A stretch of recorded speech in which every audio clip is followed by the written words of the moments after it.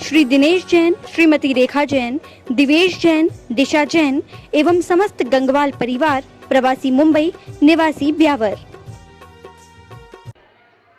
एक बार ऐसा हुआ, गुरुजी ने बच्चों को बोला, जो सर्वाधिक गांठ बांधेगा उसको सबसे जल्दी बांधेगा उसको इनाम मिलेगा। बच्चों ने गांठ बांधना फटाफट फटाफट फटाफट शुरू किया। सर्वाधिक गांठ बांधना है, 1 मिनट का समय दिया। अब 1 मिनट में बच्चे तैयार हो गए। बोले तुमने पूरा प्रश्न तो सुना ही नहीं था, इनाम लेने आ गए। अरे इसके बाद का उत्तर ये है, उसको इनाम मिलेगा जो इन गांठों को सबसे पहले खोलेगा। अब बांधने वालों ने तो बांध दी पहले, लेकिन सबसे पहले जो खोलेगा उसको मिलेगा। पता है, लोगों ने, बच्चों ने 1 मिनट में 50 से 60 गांठ बांध दी और 5 से 6 गांठ खोल नहीं पाए। 1 मिनट में 5 से 6 गांठ खोल नहीं पाए। और बांध कितनी दी बोलो ना, 50 से 60। जिंदगी भर क्या कर रहे हैं, उन बच्चों पर तो हंसी आ रही है। अभी क्या हो रहा है, आज का विषय है ना, खोलो मन की गांठ। दिनेश जी गंगवाल जी बोल रहे थे कि महाराज जी ये विषय अच्छा रहेगा, तो खोलो मन की गांठ। बस मन की गांठ को खोलना है। जैसे पारसनाथ भगवान ने अपनी मन की गांठों को खोल लिया तो निर्वाण को प्राप्त कर लिया। हम भी अपने मन की गांठ खोल लें, तभी अपन निर्वाण को प्राप्त कर सकते हैं। ध्यान रखना, सुई के अंदर भी धागा पोना है तो गांठ वाला नहीं पोते। एक भाव में बांधा था, कहाँ वो मरुभूति और वायुभूति के जीव, थोड़ी सी गलत फहमी हुई थी और एक तरफा बैर चला 10 भाव तक।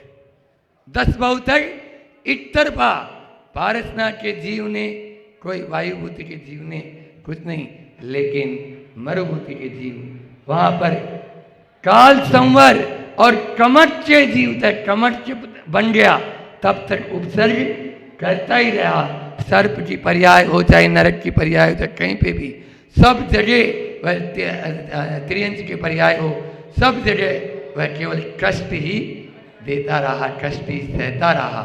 ऐसा वह जीव था। तो मैं बोल रहा था, यदि सुई में भी आप धागा पोना चाहते हैं तो वह भी आपको प्लेन होना चाहिए, उसमें गांठ नहीं होनी चाहिए।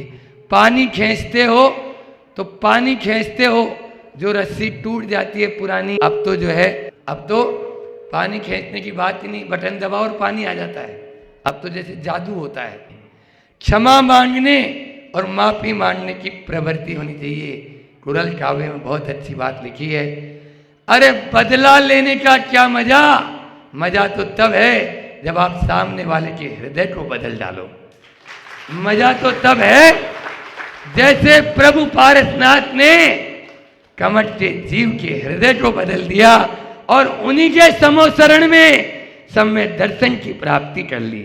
उस कमट के जीव ने भगवान पारसनाथ के चरणों में बह रहा है, अब आंसू बह रहे हैं, हे भगवान माफ कर दो, मेरी बहुत गलतियां रही है, बहुत गलतियां रही है, लेकिन अब पछताए क्या हो।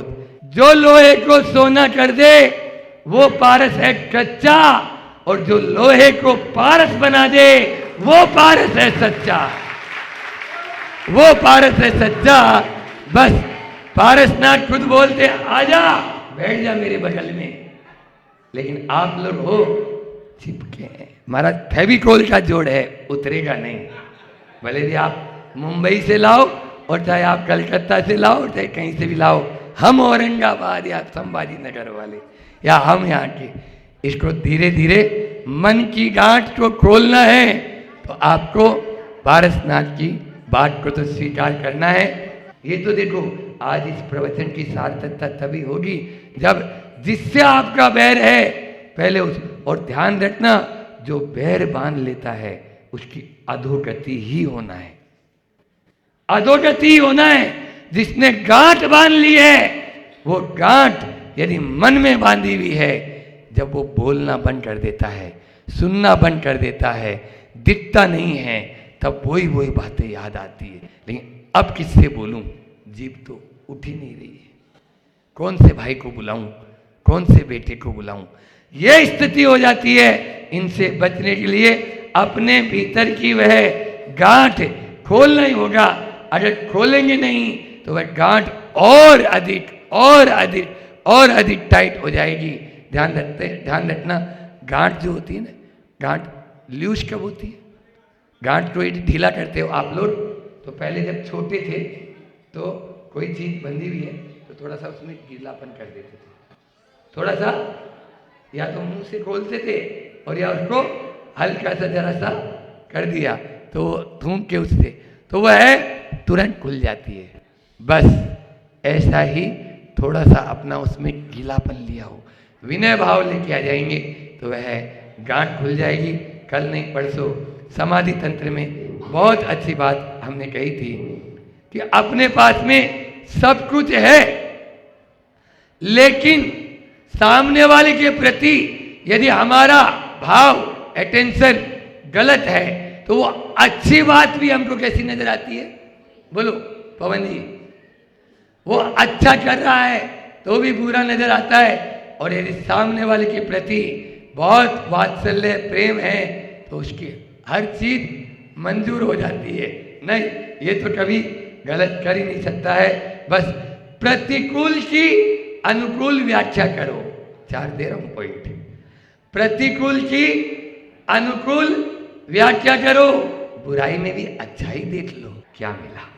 बस ये बात हमेशा याद रखेंगे, आप सामने वाले पे फायर नहीं होंगे। कर्म कैसे करें, बहुत अच्छा स्वाध्याय चल रहा, अद्भुत अद्भुत। क्षमा सागर जी की वह पुस्तक कर्म कैसे करें, उसमें आया कि आप सामने वाला कर्म के बंध में आप पूर्ण रूप से स्वतंत्र हैं। महाराज जी क्या बोल रहे हैं? हाँ, कर्म के उदय में नहीं, कर्म के उदय में आप परतंत्र हैं।